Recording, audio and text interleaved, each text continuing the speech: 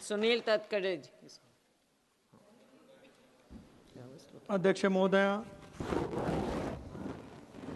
पाकिस्तानमध्ये थेट जात आतंकवादाचा अड्डा उद्ध्वस्त करत ऑपरेशन सिंदूर यशस्वी केल्याबद्दल जो आज या सभागृहामध्ये चर्चा होते याला मला बोलण्याची संधी दिल्याबद्दल आपले मी आभार मानतो।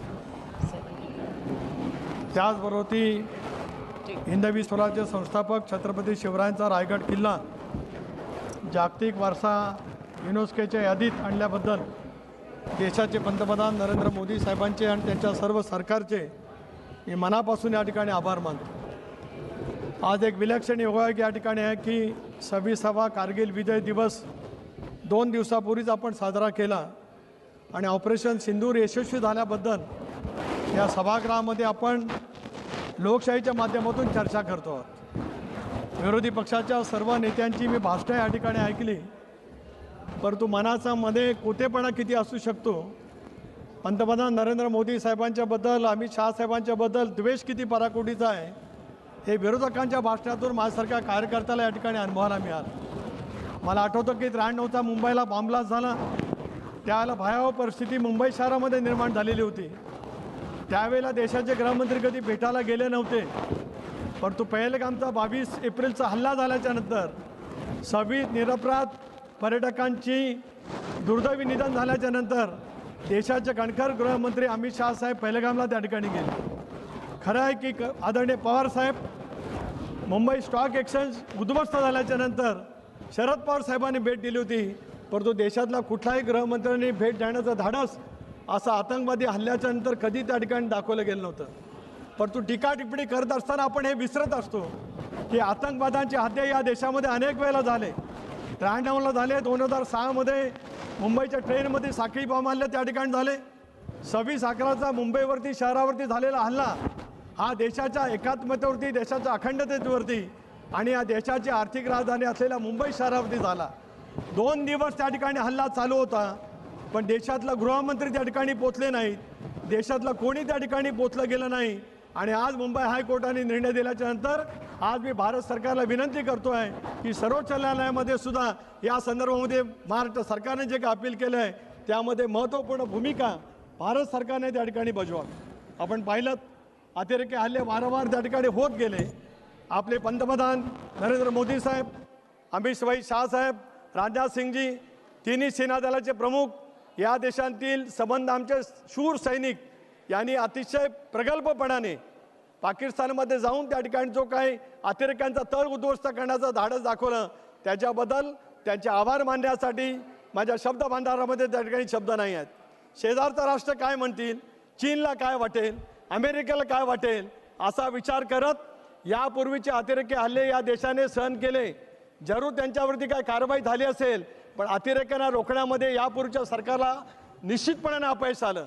नरेंद्र मोदी साहेबांच्या कणखर नेतृत्वाने दाखवून दिलं की कुणी या देशाकडे वाकड्या नजरेने पाहण्याचा प्रयत्न केला, आता हा देश संरक्षण दृष्ट्या सुद्धा अतिशय उत्तम पद्धतीने स्वयंदर्शी धाडकन झालेला आहे। इतके दिवस, इतके वर्ष देशाच्या निर्मितीपासून आपण संरक्षण सामुग्री आयात करत आलो होतो।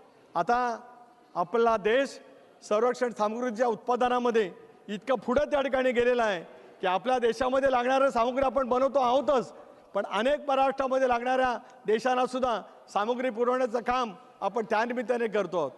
हा ऑपरेशन सिंदूरच्या वरती या ठिकाणी विचार करत असताना या साऱ्या गोष्टीचा विचार करण्याची आवश्यकता नक्कीच त्या ठिकाणी आहे। एक गोष्टीचा उल्लेख या निमित्ताने करतो आहे की पुलवामाचा हल्ला झाला, कारगिलमध्ये आपण विजय मिळवला, 71 सालामध्ये इंदिरा गांधींनी बांगलादेशची निर्मिती केल्यानंतर अटलजींनी या सभागृहामध्ये इंदिरा गांधींचा उल्लेख ज्या पद्धतीने केला आणि आज काँग्रेसी विचाराचे सगळी माणसं नरेंद्र मोदी साहेबांच्या सरकारवरती, इंडियाच्या सरकारवरती जी काय टीका टिप्पणी करण्याचा प्रयत्न करतायत कदाचित ते विसरले असतील त्या कालावधीमध्ये मनाचा मोठेपणा काय दाखवला गेला होता आणि अलीकडच्या कालावधीमध्ये मन किती छोटं राहून काय पद्धतीने आपण बोलतो आहोत।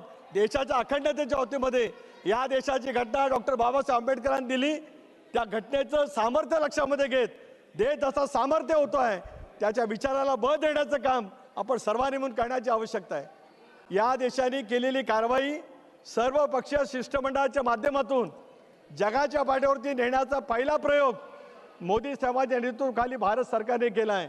आमच्या 2 भगिनी या ठिकाणी बसल्या आहेत, कनिमोळजी आहेत, सुप्रियाताई या ठिकाणी आहेत. त्यांनी आंतरराष्ट्रीय स्तरावरच्या या देशाचं शिष्टमंडळाचं नेतृत्व त्या ठिकाणी केलं.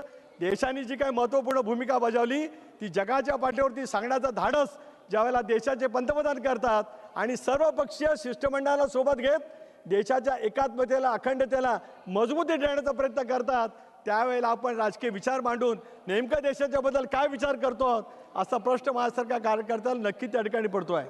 आज दहशतवादांचे तळ त्या ठिकाणी उद्ध्वस्त करत पाकिस्तानला सुद्धा दाखवून दिलं की यापुढे वाकड्या नजरेने या देशाकडे बघण्याची तुमची हिंमत होणार नाही. जगाच्या पाठीवरच्या कुठल्याही राष्ट्राला आता माहिती आहे की नरेंद्र मोदींचं प्रगल्भ नेतृत्व या देशाला मिळालेलं आहे. आता कुणीही चायनाने असो किंवा कुणी काय म्हटलं असेल, अमेरिकेच्या ट्रम्प साहेबांनी काय म्हटलं असेल त्याचाही उल्लेख त्यांनी या ठिकाणी केला, पण ते त्यांच्या ठिकाणी जाऊन म्हटलेत त्याचा उद्घोष करण्याची तुम्हाला आवश्यकता काय, हा सुद्धा प्रश्न माझ्यासारख्या कार्यकर्त्याला त्यानिमित्ताने निश्चितपणे पडतो आहे. अनेक वेळेला प्रश्न विचारले जातात, आतंकी को एक बार कामयाब होना है, सुरक्षा बलों को हर बार. कई बार बहुत आसानी से हम सुरक्षा बलों के ऊपर उंगली उठा देते हैं, इंटेलिजेंस पर सवाल करते हैं. भारत की धरती पर कोई आतंकी हमला हो हमारा खून खौलाना स्वाभाविक है, लेकिन हमें भूलना नहीं चाहिए सीमा पार आने वाले उस आतंकी को सिर्फ एक बार कामयाब होना है, हमारे जवानों को हर बार कामयाब होना है. इसके आगे याच्या पुढे या देशातील सेनादलाचे सर्व शूर सैनिक निश्चितपणाने पुढची कामगिरी यशस्वीपणाने बजावतील याच्यात माझ्या मनामध्ये काही शंका अडचण काही कारण नाही. झूठ का खेल कब तक, झूठ का बल पर कोई कितना उछल ले उसकी उड़ान बहुत छोटी होती है. ऑपरेशन सिंदूर को लेकर जब सब बहुत सारा झूठ फैला गया, दुनिया के बड़े बड़े अखबारों में चैनल में फैला गया, लेकिन सबूत मांगे पर सिट्टी मिट्टी गुम हो गई. खोटं बोलत देशाच्या मध्ये वेगवेगळं वातावरण निर्माण करण्याचा प्रयत्न जरी केला गेला तर देशांची सुविधा जतना त्यांना निश्चितपणाने माहिती आहे. होय, मला या गोष्टीचा इंडियाचा घटक म्हणून अभिमान आहे की आज पंडित जवाहरलाल नेहरूच्या नंतर इतके वर्ष देशाचा पंतप्रधान म्हणून सलग पंतप्रधान म्हणून या देशातल्या 140 कोटी जनतेने नरेंद्र मोदी साहेबांच्या नेतृत्वावरती विश्वास दाखवत पुन्हा एकदा या लोकशाहीच्या माध्यमातून या देशाची सेवा करण्याची संधी त्या ठिकाणी दिलेली आहे. अशा वेळेला अतिरेकांचे हल्ले आणि त्या माध्यमातून देशामध्ये शासनकतेचं वातावरण निर्माण करण्याचा प्रयत्न ज्यावेळेला होतो त्याला बाह्य शक्तीशी आपण मुकाबला करूच, पण देशाच्या अंतर्गत भूमिकेमध्ये सुद्धा आपण ज्या पद्धतीने राजकारणाच्या माध्यमातून एक वेगळं वातावरण निर्माण करण्याचा प्रयत्न करतो. मला आठवतं की लोकसभेच्या निवडणुकीच्या वेळेला पुन्हा एकदा इंडियाचं सरकार आलं तर या देशातील घटना बदलली जाईल असा आभास निर्माण करण्याचा प्रयत्न त्या कालावधीमध्ये केला. खोटा अपप्रचार देशाच्या कानाकोपऱ्यामध्ये केला, परंतु आज त्याच नेतृत्वाने डॉक्टर बाबासाहेब आंबेडकरांनी दिलेल्या संविधानाच्या माध्यमातून संसदीय लोकशाही प्रणाली किती मजबूत करता येऊ शकते आहे याचं उत्तम उदाहरण दाखवल्याचं चित्र आपल्याला त्या ठिकाणी पाहायला मिळू शकतं आहे. पण ऑपरेशन सिंदूर संबंध भारतवासियांना गौरव वाटावा अशा पद्धतीने त्या ठिकाणी काम या देशांतील सरकारने केलेलं आहे, देशांतील सेना दलाच्या प्रमुखांनी केलेलं आहे.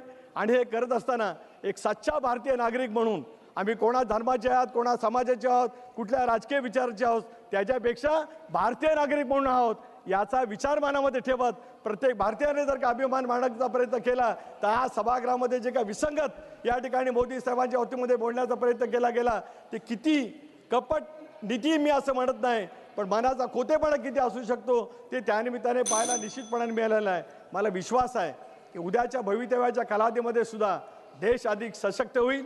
जगाच्या पाठीवरती कुठल्याही राष्ट्राची हिंमत या देशाकडे वाकड्या नजरेने बघण्याची होणार नाही आणि एका बाजूला प्रगतीपथावरती जाणारा देश सशक्त लोकशाहीच्या माध्यमातून सुद्धा अधिक फार मोठ्या प्रमाणावरती जगातलं तृतीय अर्थव्यवस्था असणारा देश नजीकच्या कालावधीमध्ये पाहायला मिळेल. आणि ऑपरेशन सिंदूर याच्याबद्दलचा आनंद व्यक्त करत असतानाच भवितव्याच्या कालावधीमध्ये या देशामध्ये तशापैकी प्रकार होणार नाहीत, या उलट मजबूतीच्या माध्यमातून देश जाण्याच्या दृष्टिकोनातून वाटचाल करेल असा सार्थ विश्वास आज या निमित्ताने व्यक्त करतो.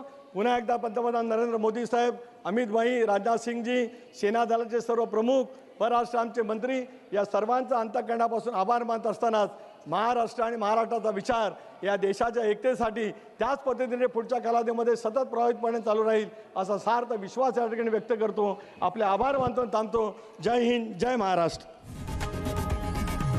लोकशाही मराठी ऐका, पहा, जागरूक रहा.